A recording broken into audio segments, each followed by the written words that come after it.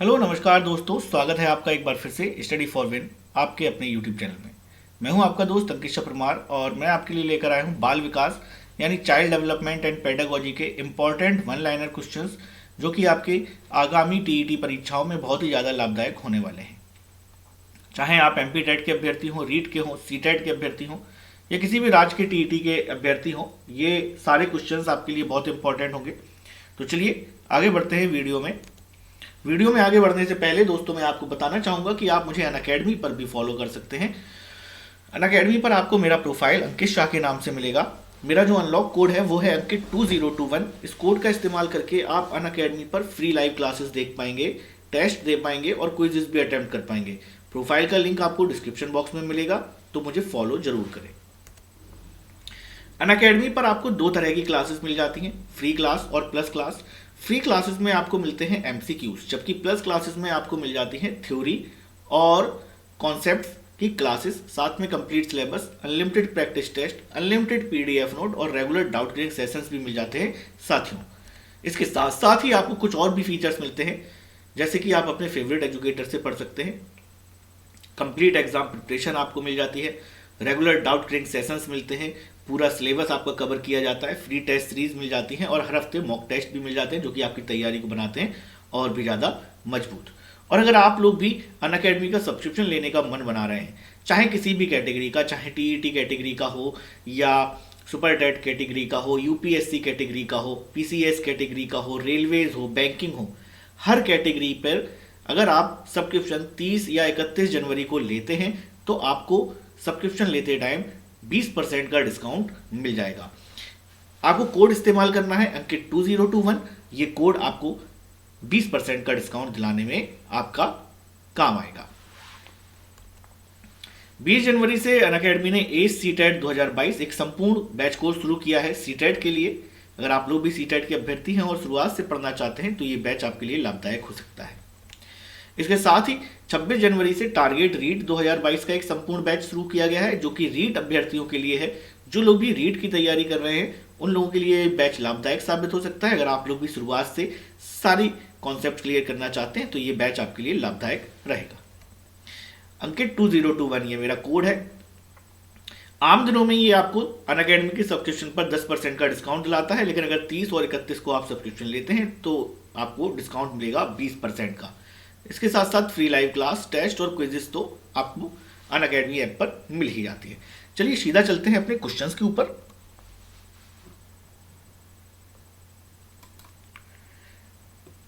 पिछले वीडियो में हम लोगों ने 40 क्वेश्चंस तक जो है कंप्लीट कर लिया था। इस वीडियो में हम लोग 41 नंबर के क्वेश्चन से आगे बढ़ेंगे, क्वेश्चन नंबर 41 से। तो चलिए शुरुआत करते हैं वीडियो की। प्रश्न 41, ब्रिजेश के अनुसार उत्तेजना किस चीज का भाग है? उत्तर हो जाएगा दोस्तों संवेगात्मक विकास का। प्रश्न 42 पर आते हैं, तर्क, जिज्ञासा तथा निरीक्षण। तर्क, जिज्ञासा तथा निरीक्षण ये सारी शक्तियों का विकास किस आयु पर हो जाता है? तो दोस्तों उत्तर होगा 11 वर्ष की आयु में ये विकास हो जाता है। आगे बढ़ते हैं क्वेश्चन नंबर 43 पर।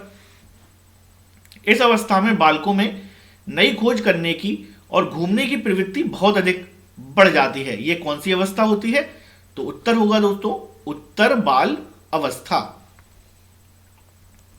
आगे बढ़ जाते हैं प्रश्न 44 पर, कौन सा वंशानुक्रम का निकाय नहीं है? तो दोस्तों उत्तर होगा अभिप्रेरणा। प्रश्न 45 देखेंगे साथियों, डैश की अवस्था तक बालक की दृष्टि एवं श्रवण इंद्रियां पूर्ण रूप से विकसित हो जाती हैं। तो दोस्तों उत्तर क्या होगा, किस अवस्था में पूर्ण रूप से विकसित होती है दृष्टि और श्रवण इंद्रियां? तो राइट ऑप्शन हो जाएगा 8 से 9 वर्ष की आयु में। आगे बढ़ते हैं क्वेश्चन नंबर 46 पर, 20वीं शताब्दी, दोस्तों जी हाँ, 20वीं शताब्दी के बालक को 20वीं शताब्दी को बालक की शताब्दी किसने कहा है? तो दोस्तों उत्तर है क्रो एंड क्रो ने। आगे बढ़ते हैं क्वेश्चन नंबर 47 पर, गामक विकास से हमारा तात्पर्य मांसपेशियों के विकास तथा पैरों के उचित उपयोग से है। उत्तर क्या होगा? मांसपेशियों की शक्ति और पैरों में गति। तो राइट ऑप्शन हो जाएगा शक्ति और गति। आगे बढ़ते हैं, क्वेश्चन नंबर आ रहा है 48। इस अवस्था को मिथ्या पक्वता का समय भी कहा जाता है। बताइए प्रश्न 48 का मिथ्या पक्वता की अवस्था, तो उत्तर होगा साथियों बाल्य अवस्था। आगे बढ़ते हैं, प्रश्न आ रहा है 49। मनुष्य जीवन का आरंभ मूलतः घटित होता है, यानी मनुष्य का जीवन जब शुरू होता है तो वह किस कोश में होता है, यानी एक कोशिकीय होता है या दो कोशिकीय होता है। तो उत्तर होगा केवल एक कोशिकीय। क्वेश्चन नंबर 50 पर आते हैं। शैशवावस्था की विशेषता क्या नहीं होती है? शैशवावस्था की विशेषता क्या नहीं होती है? तो उत्तर होगा नैतिकता का होना शैशवावस्था की विशेषता नहीं होती है। आगे बढ़ते हैं, क्वेश्चन नंबर 51 पर। सीखने का वह सिद्धांत, दोस्तों सीखने का वह सिद्धांत जो पूर्ण रूप से और केवल अवलोकनीय व्यवहार पर आधारित है, सीखने के किस सिद्धांत से संबंधित है? तो उत्तर होगा साथियों व्यवहारवादी सिद्धांत से। आगे बढ़ते हैं प्रश्न 52 की ओर। सीमा हर पाठ को बहुत जल्दी सीख लेती है। जी हाँ दोस्तों, सीमा हर पाठ को बहुत जल्दी सीख लेती है, जबकि लीना उसे सीखने में ज्यादा समय लेती है। यह विकास के किस सिद्धांत को दर्शाता है? तो उत्तर होगा साथियों व्यक्तिक भिन्नता का सिद्धांत, यानी कि हर बालक एक दूसरे से भिन्न होता है। आगे बढ़ते हैं, प्रश्न आ रहा है 53। सीखने के सिद्धांतों के संदर्भ में स्कैफोल्डिंग किसकी ओर संकेत करती है? तो उत्तर होगा साथियों सीखने में वयस्कों द्वारा अस्थायी सहयोग। जब किसी चीज को सीखने में वयस्कों द्वारा जो अस्थायी सहयोग दिया जाता है उसी को स्कैफोल्डिंग कहा जाता है। आगे बढ़ते हैं, प्रश्न आ रहा है 54। प्रयोजन विधि के प्रतिपादक कौन है? जी हाँ दोस्तों प्रयोजन विधि। तो उत्तर हो जाएगा किलपैट्रिक को प्रयोजन विधि का प्रतिपादक माना जाता है। आगे बढ़ते हैं प्रश्न 55 की ओर। वर्तमान समय में शिक्षा का सबसे उपयुक्त उपागम कौन सा है? तो प्रश्न 55 का जो सही उत्तर होगा दोस्तों वो होगा सृजनवादी उपागम। आगे बढ़ते हैं प्रश्न 56 की ओर। वर्तमान समय में शिक्षक की भूमिका कैसी है? तो दोस्तों उत्तर हो जाएगा एक सुगमकर्ता की भूमिका जो है शिक्षक निभाता है। आगे बढ़ते हैं क्वेश्चन नंबर 57 पर।